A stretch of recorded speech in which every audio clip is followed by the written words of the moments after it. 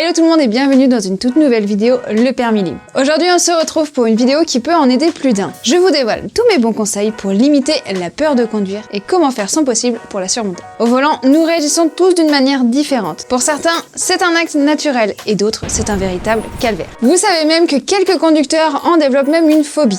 C'est ce qu'on appelle la peur de conduire. Cette peur peut apparaître par différentes manières. Les symptômes de cette peur peuvent se caractériser par des tremblements, de la transpiration, de la crispation, ou encore des palpitations, ou du vertige. Cette angoisse n'est donc pas à prendre à la légère, car elle peut empêcher le conducteur d'adopter une conduite sereine au moment de prendre le volant. Nous allons voir dans cette vidéo qu'il existe des solutions pour mieux appréhender ces difficultés. En cas de manque de confiance en soi, la peur de conduire est plus susceptible de se développer. En effet, si vous manquez de confiance en vous en temps normal, ce phénomène peut être amplifié au volant. Ce manque de confiance peut donc se manifester en particulier par la peur de conduire seule. Bien sûr, ce n'est pas une généralité. Certaines personnes peu sûres d'elles seront tout de même capables de gagner en assurance au volant. En cas de stress post-traumatique, certaines personnes ont pour origine un événement précis qui traduit leur peur de conduire. Le fait d'avoir assisté à un accident, par exemple, peut créer un réel blocage envers tout ce qui concerne les véhicules. On appelle ce phénomène le stress post-traumatique,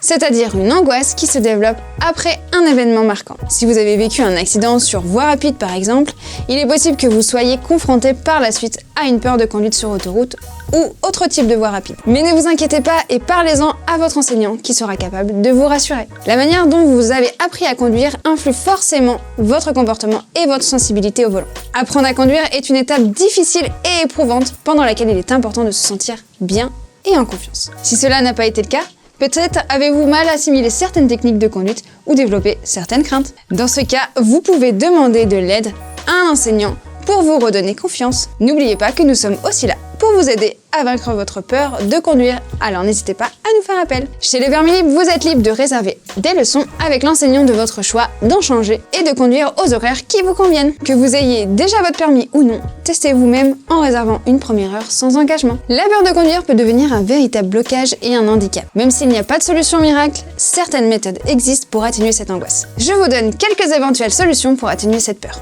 La première chose à faire, c'est d'en parler. Si j'ai peur de conduire sur l'autoroute, que faire? Dans ce cas, il n'est jamais inutile de revoir les techniques de conduite, comme par exemple comment aborder une voie d'accélération ou de décélération, ou encore dépasser les autres usagers en toute sécurité. Si j'ai peur de conduire seul, que faire? Si la peur de conduire seul vous dissuade de prendre le volant, n'hésitez pas à demander à une personne de confiance de vous accompagner en voiture. Cette étape peut vous permettre de prendre confiance en vous et de contrôler votre angoisse petit à petit. De plus, la respiration est un élément essentiel qui aide à gérer son stress dans de nombreuses situations, y compris si vous avez peur de conduire. Lorsque vous sentez l'angoisse monter, concentrez-vous sur votre rythme respiratoire et tentez de le ralentir. Respirez avec le ventre plutôt qu'avec le thorax. La respiration ventrale vous aidera à vous détendre musculairement. Vous serez ainsi plus calme, plus concentré et donc plus apte à gérer efficacement votre conduite. Si conduire reste une activité nécessitant beaucoup d'attention et qui peut être source de stress dans certains cas, la peur de conduire peut relever de causes profondes et complexes. Pour surmonter cette angoisse, il peut être utile de consulter un spécialiste comme un psychologue ou un expert de l'hypnose. Si cette vidéo vous a aidé, n'oubliez pas de vous abonner et de liker. On se retrouve très vite dans une prochaine vidéo.